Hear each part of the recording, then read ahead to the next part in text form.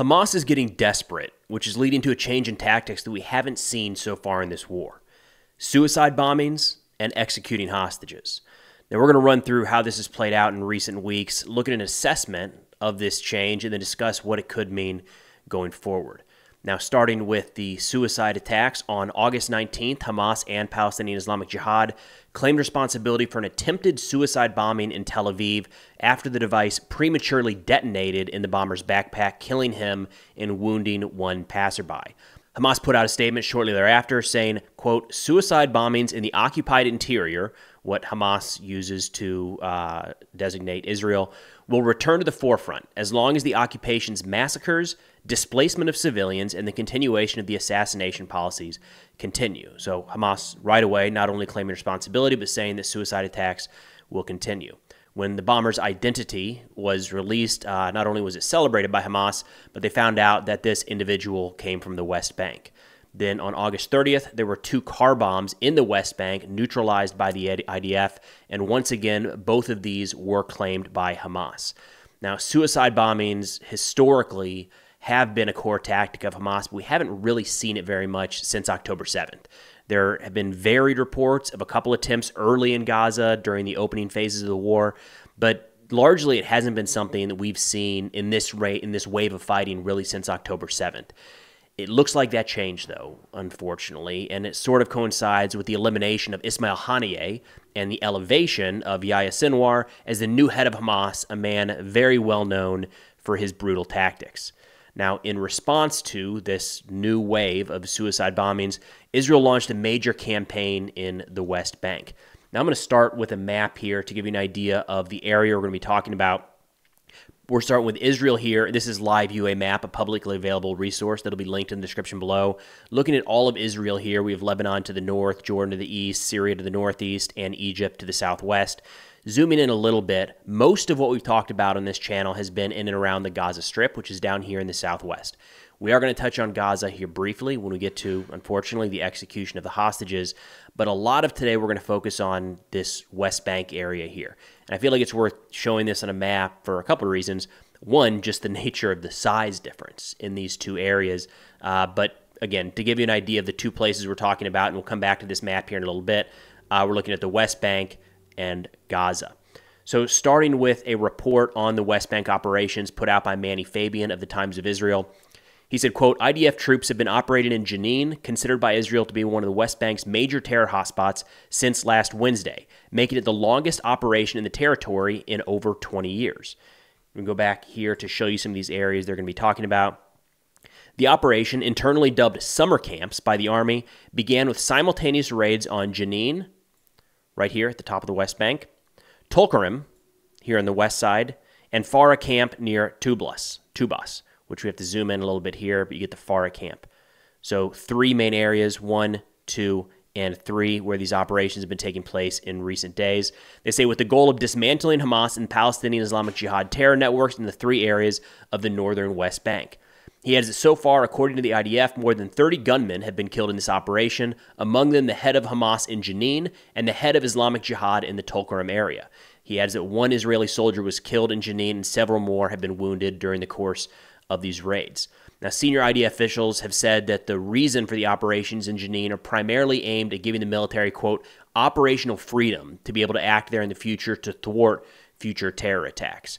I should note that Hamas is actually announcing when their fighters in the West Bank are killed. They've been claiming responsibility for all of these attacks as well. For some reason, in the weeks and maybe months after the October 7th attack, there was an incorrect narrative going around that Hamas was not in the West Bank. They are, always have been, and they've been carrying out attacks since October 7th in the West Bank area, though nowhere near to the same size and capability of how Hamas existed in the West Bank. So a noticeable difference here. Hamas is claiming when their fighters are killed in these West Bank operations, whereas they never put out anything when their guys are killed in Gaza. Now, we haven't spent nearly as much time talking about the West Bank as we have on Gaza recently, but the situation there is really a tinderbox and has been for quite a while. So looking back at Gaza here to the map, you can see how, it's a pretty small area, especially compared to the West Bank. And if Israel wanted to, and as Israel has done for a while now, they can pretty easily seal this entire area off. right? Additionally, there aren't really any Israelis living inside of Gaza. So that kind of changes the calculus of how the IDF is going to operate when they're going after Hamas in this area. That's very different in the West Bank. Again, for starters, much, much larger. And I'm actually going to pull up a different map here to give you an idea of how confusing and complicated the West Bank is. So this is a rough map of territorial control in the West Bank area. The orange is Palestinian-controlled territory, and the light and dark blue is Israeli-controlled. So you can see how, Israel has these settlements in the middle of the West Bank. If Hamas or Palestinian Islamic Jihad or some other group decided to mount some sort of October 7th type attack on one of these settlements, it could be a real problem for the IDF to actually get in there and try to stop it. So in turn, what we've seen are these disruption-type raids designed to keeping the militant groups kind of off kilter, degrading them constantly so they can't mount some sort of major attack. And that, again, appears to be the focus of these most recent operations in Jenin and elsewhere. Then turning to the Chief of the General Staff, Lieutenant General Halevi, speaking about these ongoing operations, he said, quote, "We will not let terrorism in Judea and Samaria to raise its head, which is why the initiative is to go from city to city, camp to camp, with excellent intelligence, very good operational capabilities, very strong intelligence support, and above all, with the very moral and determined soldiers and commanders. I see the commitment to the mission. In this way, we will protect the citizens of Israel exactly like this." So with Israel already focused very heavily in Gaza, deploying more troops to the north in the event of a war with Hezbollah, wondering when or if an Iranian response will come for the assassination of Ismail Haniyeh in Tehran, now we have suicide bombers coming out of the West Bank and a drastically increased troop presence there. This is kind of like a four-front war for Israel, four-plus front war, really. Now, turning to the hostages, about a week ago, the bodies of 6 hostages were recovered by the IDF in the Rafah area of the Gaza Strip. That's the southern portion of the Strip. The hostages, and excuse my pronunciation here, were Hirsch Goldberg Poland, an American, Eden Yerushalmi, Ori Danino, Alex Lubnov, Carmel Gott, and Almag Sarusi. Now, shortly after these hostages made it back into Israeli territory, an autopsy was conducted, and they found that all 6 were killed between 48 and 72 hours prior. And during that examination, they were able to identify that all 6 hostages were shot multiple times from close range. They were executed at close range just a day or two before Israeli forces arrived. And this appears to be in line with new guidance issued by Hamas about how they're going to treat hostages if they're at risk of being rescued by the IDF. Abu Obaida, the Hamas spokesperson, put out a statement a few days ago saying, quote, "We tell everyone clearly that after the Nusrat incident, that was the successful hostage rescue operation a few months ago, where Israel successfully pulled hostages out of Hamas captivity." He says new instructions were issued to the Mujahideen charged with guarding the prisoners regarding how to deal with them if the occupation army approaches their place of detention. Netanyahu's insistence on releasing the prisoners through military pressure instead of concluding a deal will mean that they will be returned to their families in coffins, and their families will have to choose between dead or alive. And in line with this, we've kind of seen Hamas go into overdrive in the information war, publishing videos that I'm not going to show here of the 6 hostages speaking on camera shortly before they were killed, along with pictures and drawings threatening that any more military action will lead to more killed hostages, whereas negotiations could possibly set them free. Now, there's about 250 Israelis that were abducted on October 7th by Hamas, and it's believed that about 60 remain in Gaza, 60 remain alive in Gaza, with another 35 deceased whose bodies have not yet been returned to Israel. So these threats of executing the hostages is very real and is really resonating with a lot of people inside of Israel, leading to pretty significant protests across the country, something we're going to get into here in a moment. Now, looking at an assessment of what all of this means, this change in strategy from Hamas, turning to Joe Truzman from Foundation of Defensive Democracies, who put out a long thread on this recently that I thought was worth going through.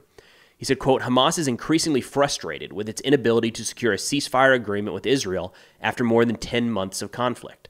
Although Hamas has engaged in psychological warfare, coupled with protests and pressure from Israel's allies, it has not succeeded in persuading Israel to agree to ceasefire terms favorable to its interests. The recent execution of 6 hostages, including an American, signals a significant shift in Hamas' strategy, likely orchestrated by Yahya Sinwar. Again, Sinwar has generally been viewed as like the head of Hamas in Gaza, whereas Ismail Haniyeh was the overall head of Hamas and was based out of Qatar, able to travel around the world a little bit more the public face, if you will. But after Haniyeh was killed, Sinwar was elevated to the overall, absolute head of Hamas, and he's got a past filled with pretty barbaric acts. So it's entirely possible that he is the one kind of leading this charge, saying now it's time to begin executing hostages. Treisman continues saying, however, this shift in strategy entails inherent risks. Hamas has long branded itself as freedom fighters, and executing hostages fundamentally undermines that narrative. Additionally, the captives are immensely valuable bargaining chips. Their deaths would mean fewer Palestinian terrorists released from Israeli prisons. This paradox raises the possibility that executing hostages could hinder Sinwar's ability to negotiate for prisoner releases, ultimately damaging Hamas's standings. And this is one of the reasons that I mentioned that Hamas is getting desperate, right? Treisman hits on it perfectly here, where he talks about, these hostages are kind of the main bargaining chip that Hamas has. Without these hostages, it ends up being a bit of a different war in Gaza. So for them to start removing, eliminating, killing the hostages, the very bargaining power that they have, it means that they have to be desperate in some way, right? Now, Treisman wraps up here saying, conversely, Hamas perceives the current unrest in Israel as a golden opportunity to leverage threats of executing hostages. Hamas's current approach appears to be yielding results. Domestic pressure for a ceasefire is mounting within Israel, and the Jewish state's allies are also urging Prime Minister Netanyahu to consider a cessation of hostilities. These protests, or this recent issue of hostages being executed, appears to have prompted some of the largest protests domestically against Netanyahu since this war began. I've seen reports of hundreds of thousands of people protesting, and that's split up all across the country from Jerusalem, Tel Aviv, and elsewhere. So it's not hundreds of thousands in one spot, but just collectively, supposedly reaching those numbers. Now, a lot of these protesters suspect that Netanyahu and members of his cabinet are deliberately stalling some sort of ceasefire deal. The most recent being a disagreement over who gets to control the Philadelphia corridor, which is the strip of land separating the Gaza Strip in the south from Egypt. Now, given the tunnels and the smuggling networks in this area that helped to really build Hamas into the force capable of carrying out an attack like they did on October 7th, Netanyahu is insistent that Israel maintains control of that area. Hamas, of course, is against this, but so are some in the Israeli government, including Defense Minister Gallant, who was supposedly upset about this sticking point, saying that they were prioritizing control of the corridor over a deal to release hostages. So what does this all mean going forward? Unfortunately, I would expect that we're going to see more attempted suicide bombings inside of Israel. Every single day, Hamas becomes more and more degraded in terms of a military force. Not only are their fighters dying, equipment being destroyed, but no new weapons are coming in. Right? So by all accounts, they're weaker today than they were yesterday, and that's just going to continue. That likely means they're going to shift to more extreme, desperate measures to try to keep up the pressure in Israel, and suicide bombings is a tactic that not only does Hamas know well, but they've already started to roll out. Now, I'm a little torn on the prospects for a ceasefire. We've just seen so many of these fall through in recent months. It's hard to believe that this time is definitely going to be different. Now, Netanyahu is facing a lot more pressure at home than he has in a long time, but there are some very rational arguments as to why now is the absolute worst time to give in to really any of Hamas's demands. If Hamas killing 6 hostages results in some sort of ceasefire and prisoner exchange, it's hard to believe that they wouldn't go back to that option sometime in the very near future. Every time they want something, kill a hostage, release that information, and wait for domestic pressure to mount on Netanyahu. At baseline, I'd say that it's all pretty messy. In the short term, it doesn't appear to be getting any better. But that's all I got for now. Of course, if interested in this or other national security subjects, be sure to check out our reader-funded publication, Between the Lines. We just started adding more audio pieces to that are published on Spotify, Apple, and elsewhere. The links to Between the Lines is in the description below. But thanks for watching, and I'll see y'all next time.